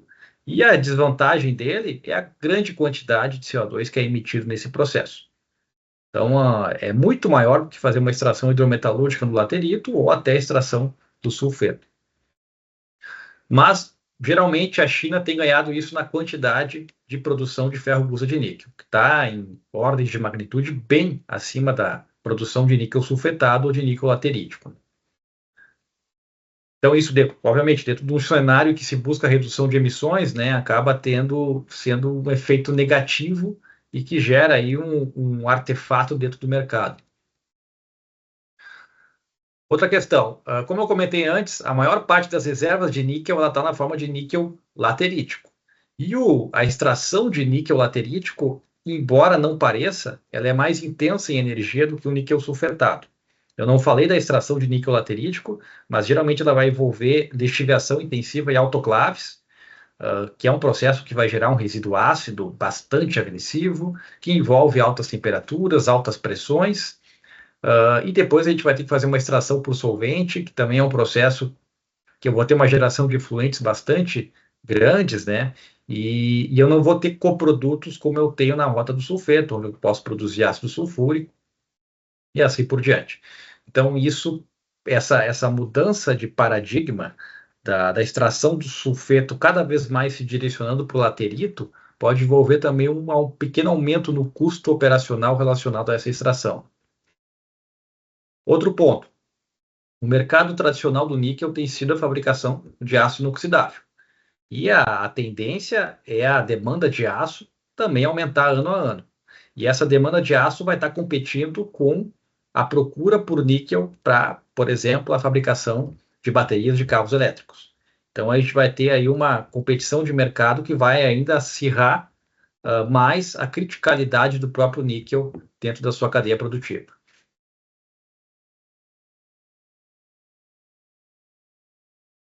Bom, pessoal, vou falar um pouco de silício agora. Alguma pergunta até aqui? Por enquanto, estamos sem perguntas, Wesley. Perfeito. Pode Ô, dar Newton. continuidade. Newton, se eu já estiver me estendendo muito aí, por favor, me avise, hein? Tranquilo, a gente tem Temos tempo ainda. Temos tempo, perfeito. Então tá. Bom, quero falar sobre silício um pouco. Silício que eu acho interessante trazer o tópico silício aqui para esse nosso encontro também, porque ele foge um pouco da inserção do mercado de transição energética no nível do cobre e do níquel, e ele entra dentro de um outro mercado, que é o mercado de microeletrônica. Então, hoje a gente tem aí um cenário, por exemplo, de inteligência artificial, com a necessidade de ter uma capacidade computacional muito grande, de ter um hardware muito potente para lidar com esse aumento de capacidade computacional, e boa parte do silício vai ser direcionado para esse mercado também, né? O silício é um outro case em que a produção está bem concentrada no Sudeste Asiático. Então, nós temos hoje as reservas, elas são bastante espalhadas. O Brasil, historicamente, tem reservas de quartzo de alta pureza de silício na costa da Bahia, mas o processamento e o refino, basicamente, são feitos lá no Sudeste Asiático. Então, por exemplo, Taiwan é referência na produção de silício, silício grau eletrônico, por exemplo. Essa empresa TSMC é a maior produtora do mundo hoje, e ela trabalha dentro de toda a rota produtiva do silício, desde a mineração até a produção do wafer, que vai ser utilizado para fabricar transistores. A gente tem também a coreana Samsung e a americana Intel participando aí de modo minoritário no mercado. Aqui no Brasil, Na verdade, a 5 quilômetros aqui da minha casa, literalmente, tem a empresa Ceitec SA. Desculpa, não é uma empresa, ela é um órgão público, que é um instituto voltado à produção de semicondutores, né? Que é um instituto federal voltado à produção de semicondutores, que infelizmente esteve por fechar alguns anos atrás, agora tá retomando aí os trabalhos, né? E a Ceitec, ela não trabalha, obviamente, com a metalurgia do silício, mas ela compra silício refinado para fabricar wafers, para fabricar chips. Por exemplo, era na Ceitec que se fabricava os chips que se utilizava nos passaportes brasileiros, né? Então, cito aqui só para mostrar que no Brasil houve iniciativas, ou existem iniciativas, para se trabalhar com o mercado de semicondutores, né? Quando a gente fala de semicondutores, a gente também está falando de galho, de índio, de alguns outros metais. Mas em termos de aplicação mundial, o silício é absoluto. Então, praticamente falar em semicondutores hoje tem como sinônimo falar em silício. Qual é que é a principal fonte de silício? Ela é simplesmente um quartzo considerado de alta pureza, né? Então, dependendo do nível de quartzo que nós temos numa areia, por exemplo, ele pode ter diferentes aplicações para diferentes fins. Considera-se que se eu tenho um quartzo categoria cristalina acima de 97%, eu tenho uma matéria-prima apropriada para fazer extração de silício. Até mesmo sem nenhuma necessidade de beneficiamento. Pode ir direto para um forno para se fazer a fusão e extrair o silício. Quais são as principais aplicações hoje do silício no mercado, né? Cerca de 94% dele vai para a fabricação da liga ferro-silício, que tem diversos usos, diferentes fins. Um uso bem exclusivo dela dentro do processamento mineral, por exemplo, é para fabricar tanto ímãs de separadores magnéticos quanto material formador de meio denso, na separação a meio denso. Ele geralmente é feito de uma liga de ferro-silício. Apenas 6% do silício, ele é o que a gente chama de silício metalúrgico. Ele vai para a produção do silício metalúrgico. É um silício que ele tem pelo menos 99,5% de pureza de silício. Desse silício metalúrgico, cerca de metade é utilizado na fabricação de liga silumim. Essa liga é utilizada geralmente em material de construção em que o aço seria muito pesado. Ela tem uma resistência mecânica parecida com o aço, mas ela é muito menos densa. Então, ela confere leveza ao material. Outros 30% vão para a fabricação de silicones e apenas 20% desses 6% vão para a fabricação de semicondutores e painéis solares. E quando a gente fala em silício, a gente tem que levar em conta as classificações do silício, né? Nós temos aí o silício grau metalúrgico, como eu comentei, que tradicionalmente é considerado aquele que tem um teor acima de 99,5% de silício. Depois disso, ele entra numa classificação que usa sempre um número procedido por N. E esse N quer dizer quantos 9% de silício nós temos. Então, por exemplo, 99,9999% de silício, ou silício 6N, é o que nós chamamos hoje de silício grau solar. O silício grau eletrônico é aquele que está com pelo menos 9N de pureza. Então, hoje já se produz silício 15N, ou seja, são 15 9% de pureza de silício.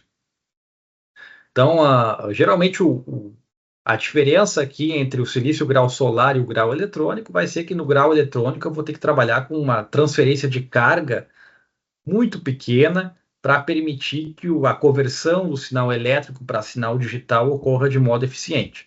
Então, eu preciso ter uma matriz de altíssima pureza, né? Enquanto no grau solar eu tenho que garantir aquele efeito fotoelétrico, conversão da energia solar à energia elétrica. Independente da pureza, eu posso ter ainda 3 classificações do silício. Em silício monocristalino, é quando o cristal de silício produzido, como o próprio nome diz, ele é um monocristal. Ele não tem interfaces entre os macrocristais, que é o caso do silício policristalino. Todo o silício grau eletrônico, para aplicação final, ele obrigatoriamente tem que ser um monocristal, então ele é monocristalino, enquanto o silício grau solar ele ainda pode ser um silício policristalino ou até um silício amorfo, né? que é utilizado, por exemplo, naqueles painéis solares, que é um adesivo que a gente pode colar em algum lugar para ele funcionar. A rota produtiva do silício ela é bem tradicional também, e ela envolve dois grandes macroprocessos, que é o processo Siemens e o processo Kizorowski para a produção do monocristal, se o nosso foco for a produção de silício grau eletrônico, né? De qualquer forma, a gente vai iniciar com uma redução carbotérmica do nosso silício concentrado. Então, isso aqui vai ser uma redução, mais uma vez, em forno de eletrodo, em forno de arco submerso. Eu não tenho certeza agora, mas se eu não me engano, é uma das maiores, se não a maior temperatura de operação em fornos da pirometalurgia, e chega a operar 2.100, 2.200 graus para fazer a redução da sílica aqui e produzir o silício metálico. E o que vai sair daqui vai ser o silício grau metalúrgico, e ao passar pelo processo Siemens, vai gerar um silício policristalino de altíssima pureza. No processo Kizorowski, ele envolve a monocristalização desse silício de alta pureza, para finalmente a gente trabalhar em cima desse monocristal para produzir wafers e dopar esses wafers para produzir um semicondutor do tipo N ou do tipo P. Aqui tem uma descrição geral do processo Siemens, eu obviamente não vou entrar em detalhes nele, mas ele envolve aí a cloração do silício grau metalúrgico, onde eu vou formar diversos cloretos intermediários de silício. O que me interessa neles é o triclorocilano, que é esse principal cloreto aqui de silício, que eu vou passar por um processo de destilação em várias colunas para concentrar o triclorocilano, que finalmente vai entrar num reator de deposição química, onde vai entrar em contato com filamentos de silício, onde eu vou passar corrente elétrica, vai decompor termicamente o triclorocilano, ele vai se depositar nos fios na forma de um silício polimetálico. Então vai ser, de certa forma, é uma deposição de um pó, não deixa de ser uma metalurgia de um pó. Aqui tem uma foto do silício depositado nesse fio formador inicial. Geralmente as plantas de manejo do silício policristalino, elas têm que ter uma atmosfera bastante controlada, evitar poeira, evitar umidade, para evitar qualquer tipo de corrosão aqui do silício. Esse bloco de silício aqui, ele vai ser geralmente fragmentado, vai ser passado por um banho de ácido clorídrico para remover qualquer camada oxidada que tenha e colocado em bags de polietileno. Então, esse aqui é o produto final, se o que eu quero é silício policristalino. Eu só tenho que mandar ele agora para uma fábrica, por exemplo, para produzir a camada que vai ser colocado EVA em cima de um painel solar. Agora, se eu quiser produzir um wafer para um chip de computador, eu vou ter que fazer um processo de monocristalização, que é patenteado com o nome de processo Kizorowski. Então, nesse processo, eu vou pegar esse silício de alta pureza, porém policristalino, vou colocar dentro de um forno de indução, vou fundir esse silício. Enquanto ele estiver fundido muito próximo da temperatura de solidificação, ele vai ficar 1 ou 2 graus apenas acima da temperatura que permite ele solidificar, vai ser inserido algo chamado cristal semente, que é uma haste de silício de alta pureza que vai ser colocada no banho. Esse cristal semente vai girar a uma certa velocidade, e à medida que ele gira e a temperatura do banho se aproxima da temperatura de solidificação do silício, ele vai formando um tarugo de silício monocristalizado. Essa monocristalização ocorre justamente porque esse processo é muito lento. O cristal vai girando e à medida que ele vai girando, camadas de silício vão se depositando sobre as outras. Isso é um processo que leva, às vezes, de 12 a 24 horas. Então, ele gera um grande tarugo, que é, na verdade, um monocristal de silício. Eu vou ter aí, claro, um limite de tamanho que eu consigo gerar de acordo com o peso que um cristal semente consegue suportar. Esses tarugos depois vão ser cortados, por exemplo, por meio de uma serra, para gerar um wafer. Vai ter uma espessura como essa aqui, de 0,25 a 1 milímetro de espessura. Esse wafer vai ter sua superfície passivada, ou seja, eu vou criar cerca de 5 a 10% do topo do wafer eu vou oxidar, para criar uma espécie de camada passivada protegida. Depois eu vou fazer um processo de fotolitografia, eu vou ter um padrão a desenhar sobre essa camada passivada, que eu vou utilizar uma grade para posicionar e fazer um ataque ácido para criar um padrão em cima desse wafer. E finalmente fazer um processo de dopagem. O processo de dopagem é um universo à parte, né? Eu posso fazer uma difusão de gases contendo antimônio ou boro, dependendo do tipo de semicondutor que eu quero. Ou eu posso fazer um processo de implantação iônica. Então tem toda uma tecnologia envolvida por isso, mas a ideia aqui para vocês é só passar um vislumbre da rota geral. Quais são os desafios aí envolvidos hoje na cadeia do silício, como um metal crítico, né? Então, um deles aí é a questão do consumo de energia.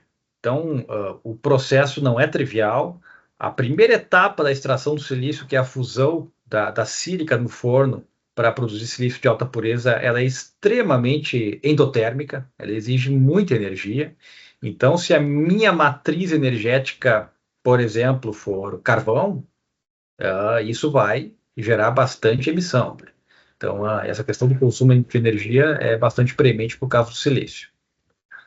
A questão de materiais alternativos para semicondutores. Então, é uma área que eu não conheço muito, mas eu sei que as pesquisas a respeito de materiais compósitos estão a mil. Então, cada vez mais se acha materiais compósitos que têm propriedades tão boas ou até melhores que certos metais.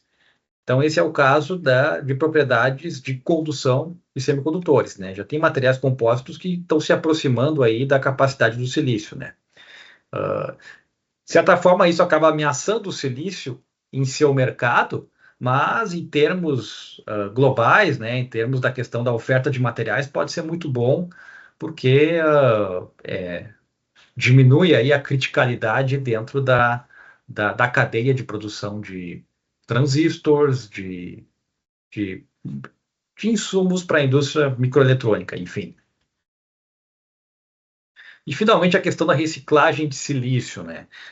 Então, recém estão se fazendo as primeiras pesquisas da reciclagem de painéis solares em final da vida útil, porque geralmente painel solar ele tem uma vida útil de 30 a 40 anos, é uma tecnologia que começou a ser amplamente utilizada há 30 a 40 anos atrás, justamente. Então, nós estamos chegando aí na primeira leva, ou grande leva, de painéis solares que estão entrando em desuso e têm que ser descartados. Então, as tecnologias para reciclar o silício a partir desses painéis solares estão se desenvolvendo agora, né? Eu sei de apenas uma empresa hoje que está começando a atuar nesse segmento, a Solar Cycle, nos Estados Unidos. Então, eles estão a nível de processamento físico. Eles já estão conseguindo, por exemplo, separar fibra de EVA, da fração rica em silício, mas eles ainda não entraram, por exemplo, na metalurgia da coisa. Então, é um campo aberto aí para várias possibilidades.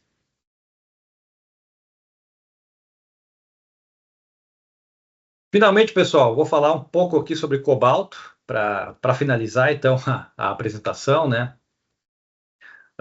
Hoje, o cobalto, ele é referência quando nós queremos falar em criticalidade e também da importância de se analisar o efeito da escassez na geopolítica aí, de utilização de metais estratégicos, né? Justamente porque ele tem uma concentração muito forte na República Democrática do Congo. Como eu já comentei antes, como você já deve ter ouvido falar, né? É um país extremamente que tem uma política instável. Infelizmente, parte dessa instabilidade é causada pelo cobalto, né? Que acaba sendo tanto uma bênção quanto uma maldição nesses casos. Hoje, a maior parte da mineração e do beneficiamento no Congo, a maior parte, eu diria, entre 40% e 50%, é feita pela Glencore, mas a maior parte do cobalto que é refinado no exterior, ele é refinado na China. Até o Vilton acabou fazendo uma pergunta interessantíssima antes, né, de como a China operacionaliza esse processo com os países, né? E no caso aqui do cobalto, eu realmente não sei qual é que é o tipo de arranjo que existe, né? Porque a Glencore está fortemente presente no Congo, ela trabalha no beneficiamento do cobalto, mas no final das contas, quem faz a metalurgia é a China. E ainda tem essa empresa, a ERG, a Eurasian Resources Group, que ela está baseada em Luxemburgo, mas ela tem operações no Cazaquistão, na África Central e também no Brasil. Eu não me recordo agora no Brasil aonde exatamente ela está trabalhando, mas eu sei que ela tem operações aqui no país, né? Então é uma empresa multinacional que tem se destacado aí na produção de cobalto. E fora isso, existe uma mina no Marrocos, eu esqueci agora o nome da empresa, esqueci agora de cabeça o nome da empresa, que ela é uma das poucas minas exclusivamente dedicadas para a produção de cobalto. E eu digo isso porque o cobalto, tradicionalmente, ele é um coproduto dentro da metalurgia do níquel. E isso aí te vê pelas próprias ocorrências minerais típicas do cobalto, né? Por exemplo, o principal mineral que ele ocorre aí é a goetita hoje. Ele vai estar associado ao ferro e ao níquel, e a pentlandita, que hoje a principal fonte dentro da rota pirometalúrgica de níquel, né? Então, o cobalto vai estar presente aqui dentro. Então, vou comentar brevemente sobre a extração dele a partir da goetita, né, que é a rota principal hoje de produção de cobalto, enfim, é a principal fonte de cobalto hoje que acaba chegando na China para se fazer a extração hidrometalúrgica, perdão. Agora há pouco eu passei essa figura aqui sobre as ocorrências minerais do níquel e as macro-rotas extrativas dele, né? Bom, dentro da rota de lateritos do níquel, a gente tem a limonita esbectite aqui, que ela passa por um processo hidrometalúrgico. É dentro dessa rota hidrometalúrgica que o cobalto é gerado como um coproduto. E essa rota ela envolve basicamente 3 operações. A primeira delas vai ser uma lixiviação intensiva, uma lixiviação em autoclave, onde eu vou ter ali o meu minério de goetita, que vai ter um teor de cobalto geralmente abaixo de 0,2%. Esse material vai ter que ser moído, vai ser colocado na autoclave, vai operar, como é típico, em alta temperatura. Como em alta temperatura o ácido evaporaria para a atmosfera, eu tenho que fazer dentro de um case fechado, e como consequência ele gera uma alta pressão também aqui dentro.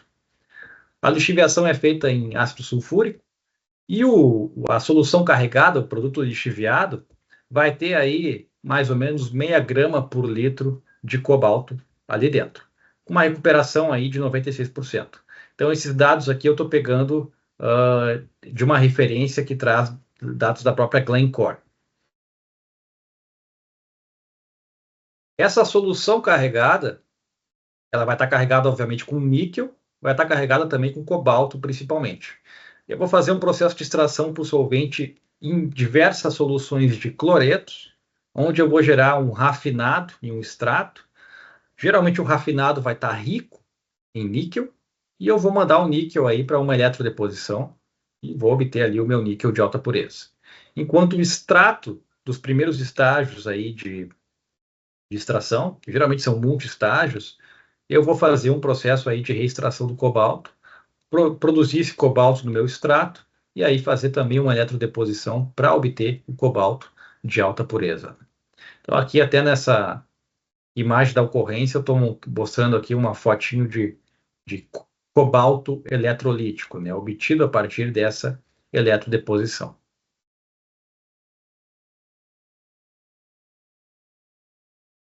Desafios do cobalto, pessoal. Bom, o primeiro deles é a questão da dependência geográfica dele em relação à República Democrática do Congo, né? Então, ele é um dos metais críticos mais voláteis que existem. Então, se vocês colocarem no Google aí preço do cobalto e verem a variação no último ano, por exemplo, vão ver que é um gráfico cheio de altos e baixos, justamente porque o risco geopolítico, o risco da política interna, onde o cobalto está localizado, afeta as exportações dele, afeta as demandas de insumos e matérias-primas até necessárias para se fazer a produção dele. É um metal também que ele, por enquanto, ele permanece insubstituível dentro do seu papel em baterias de carros elétricos, né? Então, ao contrário do silício, como eu tinha comentado antes, que há uma pesquisa forte de materiais compósitos para substituir o silício, essa questão de novos materiais, especialmente materiais não metálicos, como substitutivos dos minerais, dos metais estratégicos, ela também é uma forte tendência que tem aparecido para diminuir essa dependência desses metais, né? Mas ainda não é o caso para o cobalto. Então, o cobalto permanece sui generis dentro da sua aplicação aí em baterias. Conforme essa demanda aumenta, né? Essa dependência do cobalto pode se tornar aí mais sensível. Bom, pessoal, então agora eu abro espaço aí para perguntas e comentários. E agradeço aí novamente a oportunidade de falar aqui, de abrir essa conversa com vocês, né? Sempre uma satisfação. Tá? Vou estar aqui acompanhando, mas já deixando também os colegas para estar fazendo essa interação com você. Gente, quem quiser fazer pergunta, pode ligar a câmera, fazer pergunta direta ao Wesley, tá? E também a gente tem pergunta aqui pelo chat. Vista, Antônio, então com vocês aí. Então, temos perguntas no chat, o pessoal ainda está escrevendo. Vou fazer a minha primeiro, ou você quer fazer, Antônio? Não, eu vou fazer. Então, fica à vontade. Se você permitir, obrigado, Ista. Wesley, meus parabéns, tá? Uma apresentação que nos situa, né, nas condições hoje de produção desses, vamos dizer assim, produtos essenciais, entre aspas, para os países. Lógico, eu acho que você deve ter consciência disso, que o que nos chama muito a atenção na sua apresentação, que você até citou na sua apresentação, é a ausência do Brasil. Nós somos um país que somos, né, produtores de minério, mas que a gente vê que não é tão, vamos dizer assim, visualizado internacionalmente, né? Wesley, a minha pergunta está mais voltada para a área do silício, tá? A área do silício. Por que isso? Porque o meu doutoramento está nessa parte do silício e principalmente o quartzo, o silício, né? Quartzo deve ser a maior fonte de silício que existe, aqui da região de Cristalina, em Goiás, tá? Logicamente que não é preciso ser um gênio, que se você agrega valor a esse quartzo, a esse silício, né, aquela rota de produção vai voltar para o silício grau metalúrgico e, logicamente, o eletrônico. Tá? A minha pergunta é uma pergunta, de certa forma, simples. Tá? O que leva, você falou que os teores de minério no Brasil geralmente são baixos, né, havendo uma concentração, por exemplo, de 1% chegando a 30% de minério de cobre, por exemplo, como ocorre no Sossego, eu acho, no Sossego no Pará, né? Mas no caso da sílica, por que mesmo tendo-se aqui em Cristalina um quartzo de uma pureza tão elevada, isso não seja tão, vamos dizer assim, difundido internacionalmente? Realmente, em primeiro lugar, obrigado pelas expressões aí, Antônio, e pelo feedback. Realmente é uma questão que eu desconheço, porque não se tem essa difusão maior, né? Uma história que me contaram, né? O meu antigo orientador, o professor Carlos Sampaio, que até apresentou aqui umas palestras, ele sempre me conta essa história, né? Que desviando um pouco da questão, né? Alguns processos de extração, principalmente de terras raras, foram desenvolvidos por químicos da USP na década de 60 e 70. Mas na época, terras raras, microeletrônica não era um tema premente. Então acabou que isso aí se perdeu. E alguns desses processos depois foram replicados pelo pessoal da China, por exemplo, que faz a extração de terras raras, né? Também tem uma história famosa do meio mineral que é sobre a exportação de areias do litoral da Bahia, que tinha sílica de alta pureza, para o exterior. a preço de banana. Então, não sei se isso está ligado a uma questão histórica, né, de falta de interesse em levantar essas riquezas minerais, né? Por exemplo, eu realmente, é uma novidade para mim saber que tem esse tipo de areia, um quartzo de alta pureza aí em Goiás. Eu confesso que eu não sabia disso. A cristalina, desde a década de 1800, ele já tem um cristal de pureza elevada, né? Sim, É por isso que eu te fiz essa pergunta, né? Porque, na minha opinião, tá, os chineses eles são espertos, eles são muito inteligentes. Eles procuram mundo afora aqueles locais onde tem elementos minerais que têm um valor econômico agregado maior e eles se implantam nesses locais, né? Então, voltando a essa parte por isso que e me chamou essa atenção não ter essa divulgação tão considerada desse quartzo aqui de cristalina, né? sim. Realmente, é verdade. Mas pelo Brasil afora aí tem tanta coisa ainda que não se sabe, Com né? certeza, com Se a gente pegar a certeza. região norte do país, ali nós temos o Pará, que é a fronteira mineral. Depois do Uhum. Pará, tem muita coisa a se descobrir ainda. É. Eu sou de um local que, que o maior problema nosso, por incrível que pareça, para desenvolver a mineração é ambiental, que é o Amapá, né? Então, o Amapá Sim. tem uma região, tem uma área, o monte, a reserva do Tomocumaque, que é uma reserva ambiental, que sabe que tem muito mineral, mas devido a ser uma reserva ambiental, o processo é mais complicado. Wesley, muito obrigado mais uma vez. Foi muito bom a sua apresentação, né? Como eu disse, para nos centrar sobre essa produção, né? Que eu também não sabia que a República Democrática do Congo era um dos maiores produtores de cobalto, né? Do país. Muito obrigado, Wesley. De nada, dispõe. O nosso colega Fabiano gostaria de fazer uma pergunta. Fica à vontade, Fabiano. Obrigado, parabéns Wesley aí pela apresentação. Muito interessante, eu não sou muito da área, mas foi bem enriquecedor para mim ter essas noções. E um tempo eu cheguei a pegar uns dados da Vale, né, que catalogavam os pontos de interesse no Pará na época em relação a minério. E aí a gente vê que o Pará, nessa região nossa amazônica, ela é muito rica, né, nessas condicionantes. Mas, assim, eu queria uma opinião sua, né, que bateu um start aqui de um dado que talvez seja interessante a gente pensar.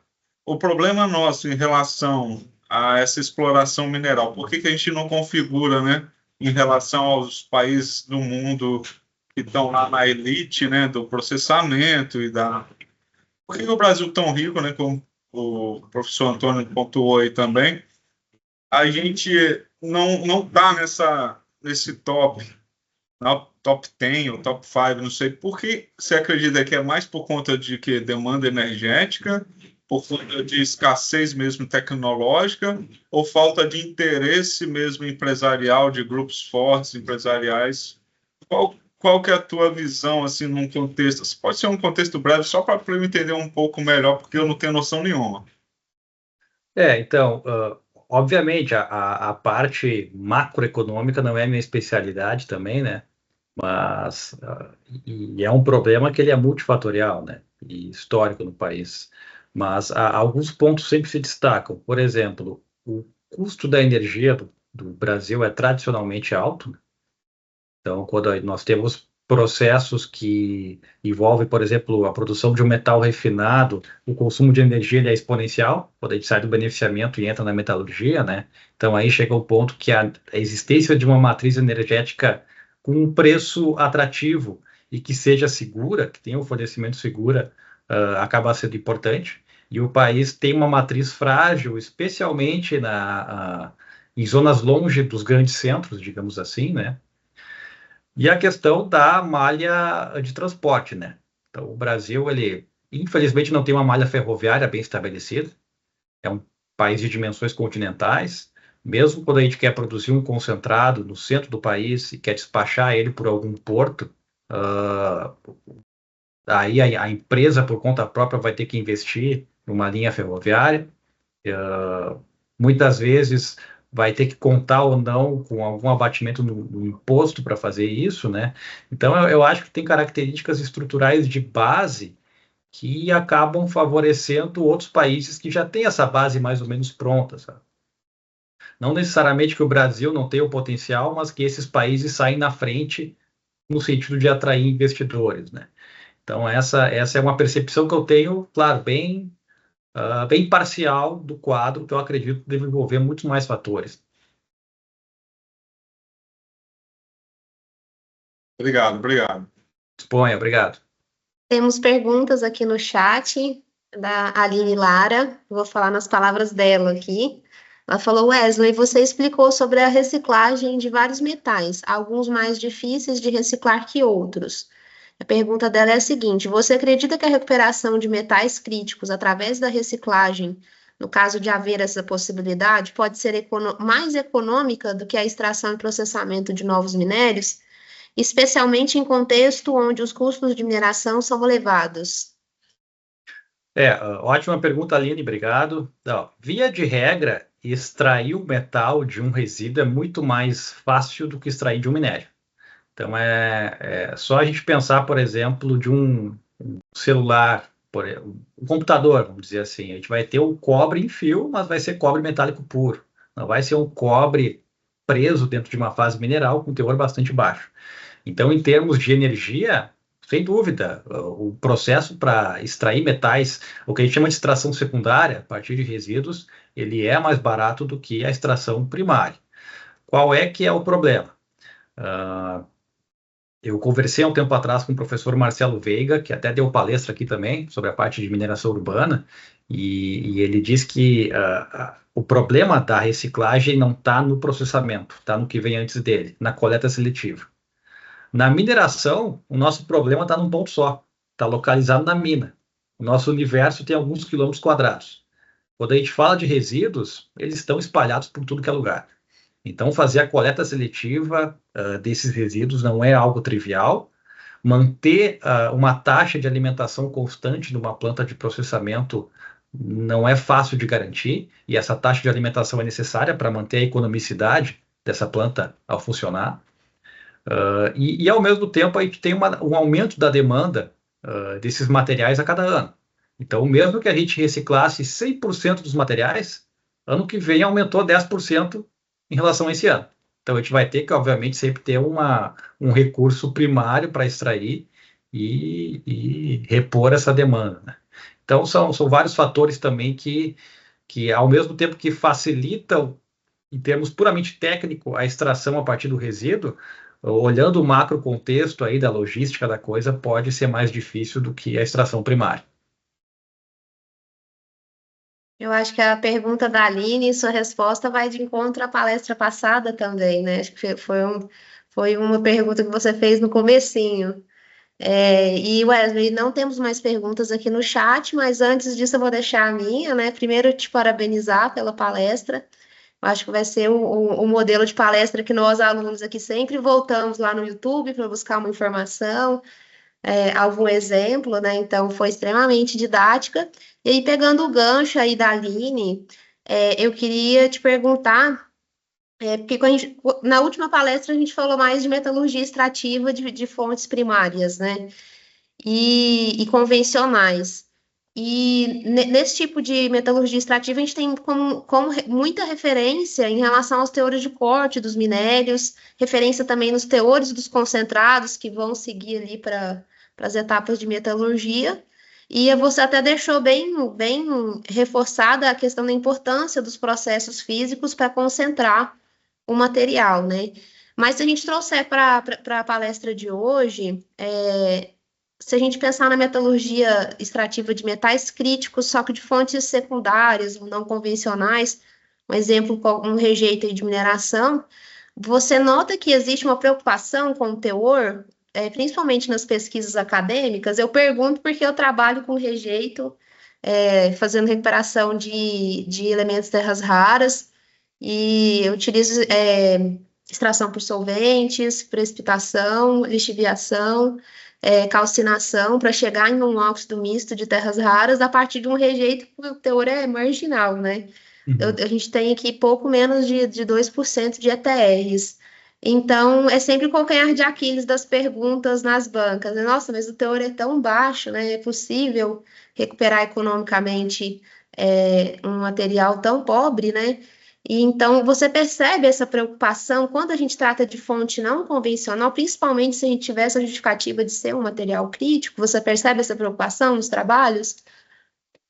Na verdade, a questão do teor de corte, eu não sei se você se refere em fontes primárias gerais de materiais críticos ou apenas reciclagem. Não, de fontes não convencionais mesmo, um rejeito, por exemplo. Um rejeito. Não, obviamente. A gente não tem essa referência, né, de teores para ir para as próximas etapas. Você acha que isso ainda é uma preocupação ou envolve todo o contexto mesmo daquele processo que está sendo desenvolvido? Nós tínhamos um projeto com a França até, em que era justamente tentar recuperar materiais críticos de antigos rejeitos. Então, que era de 2 minas da França, voltado para a recuperação de níquel, inclusive. E a nossa referência era o teor de corte atual. Então, tinha inclusive rejeito que tinha teor de níquel maior do que algumas minas atuais, né? Então, realmente, não existe hoje uma base de referência, mas, poxa, por exemplo, 2% de ETRs é algo bastante alto, né? Eu não sei se esse é o teor do concentrado final ou o teor do rejeito. Do rejeito bruto. Do rejeito, nossa, então... Aí o óxido, a gente já faz óxido aí com 90 e poucos % de ETRs, né, misto. Excelente, excelente. Bom, aí a gente pode pegar como exemplo a extração de ouro, extração convencional de ouro, né? Então, hoje, teor de 1 ppm, o pessoal está tocando ficha para extrair ouro, né? Enquanto um iPhone típico tem 250 ppm de ouro. Sim. Então, aí é um caso contrário. A gente tem um resíduo que tem uma quantidade de ouro ou de um metal de valor bem maior do que uma fonte primária, né? Então, realmente, não há uma referência, né? Não há uma metodologia que permita uma comparação. Aí entra o caso a caso e tem que se fazer um balanço econômico também, né? Para ver se finalmente o processo paga o que se deseja extrair. Sim. Antes de finalizar, só queria deixar 2 observações. Eu já tinha visto que o ródio é o metal mais caro do mundo, né? Mas eu não tinha conhecimento dessa questão da produção de CO2, né? E eu acho que isso justifica ainda mais porque que os nossos tubos de fluorescência de raio-x são tão caros, né? Quando tem que fazer um investimento ali nos laboratórios, a gente arrepia o cabelo quando tem que comprar tubo de fluorescência de raio-x, que tem ródio, né? E uma última observação é que os nossos alunos ali da Engenharia de Minas, da Universidade Federal de Catalão, a UFCAT, eles já utilizam há algumas disciplinas passadas o MathMine. A gente tem, ao final do curso, a disciplina de projeto de mineração, onde eles reúnem todo o conhecimento ali adquirido ao longo do curso, né? E o pessoal tem utilizado bastante para fazer estimativa de custos para apresentar os projetos de mineração. Então, parabéns aí pelo trabalho com o MathMine. Poxa, que legal. Eu vou contar para o meu colega, o professor Petri, que foi o idealizador. Ele vai ficar bem feliz. Quem divulgou aqui para a gente o aplicativo foi o professor Erwin. Sim. Professor aqui do curso de Engenharia de Minas. Neilton? Wesley, parabéns mais uma vez. É sempre sensacional a gente ter essa troca de conhecimento aqui com pessoas como você. Sensacional você falar da parte de metais críticos, porque a gente entra numa... enquanto você estava falando, eu fico devagando sobre a situação das ferroligas, porque a gente está tendo todo um direcionamento que pode ainda ser discutido nesse aspecto, né? Então tem toda uma abordagem que pode ser feita nesse cenário. Como você falou, você tentou centrar num aspecto, a gente tem um outro cenário que está ligado a crescimento populacional, que está ligado à questão de resíduo também, de reaproveitamento. Então tem uma série de encadeamento, de entrelaçamento que a gente pode explorar. Suas palestras são sensacionais, meu amigo, fico muito feliz e espero que você possa vir pessoalmente aqui em Catalão, estar conosco, visitar lá as nossas instalações, tanto da UFICAT quanto do LampMin, né, que fica, o laboratório do LampMin é da UFICAT, mas fica externo à universidade. A gente ficaria muito feliz de receber você, tomar aquele cafezinho com pão de queijo, e aí eu deixo para as suas falas finais, seus agradecimentos. Muito obrigado, Newton, pelas belas palavras. Obrigado a todos aí por trazer também uma discussão bastante enriquecedora aqui, né, nessa palestra. É sempre bom a gente apresentar e gerar uma discussão, né? Não terminar e não ter nenhuma discussão sobre aquele tema. E é um grande prazer poder estar aqui apresentando, como eu já comentei no início, né? Eu acho que essa iniciativa de vocês, da LampMin aí, o modo como é organizado também é excepcional, é excelente, não tem comparativo a nível nacional. Eu desconheço, por exemplo. Vocês também estão todos convidados a virem nos visitar aqui no sul, né? Aqui agora tá frio, tá bem frio, hoje estava 5 graus. Então essa época do ano não é a melhor para quem não gosta de frio. Ano que vem nós vamos estar fazendo o Entme aqui em Gramado. Aí até é bom vir no muito frio bem mesmo. Lembrado, eu já ia dizer, tem o Entme ano que vem aí pra gente se encontrar. Tem o Entme e em setembro tem a ABM Week. Eu vou estar lá em São Paulo. Não sei se algum de vocês vai estar lá, né? Mas se sim, vai ser um prazer conhecê-los pessoalmente. E claro, quando eu puder, eu vou me esforçar para fazer uma visita aí a vocês. Tá certo, a gente agradece mais uma vez aos colegas também que estiveram aqui presentes conosco. Quem acompanhou pelo YouTube até esse momento, e quiser deixar suas perguntas, pode fazer, depois a gente reencaminha o professor Wesley para que ele possa responder. Tá? Você que faz parte, que acompanhou aqui ao vivo e também que está nos acompanhando pelo YouTube, pode ativar as notificações, se inscrever no canal do LampMin e receber todas as atualizações das palestras que acontecem e que são oferecidas pelo PPG-100. Wesley, mais uma vez, e a todos que nos acompanharam, muito obrigado, uma boa noite a todos e até a nossa próxima palestra. Tchau, tchau. Obrigado, Tchau, boa noite. boa noite. Tchau, tchau.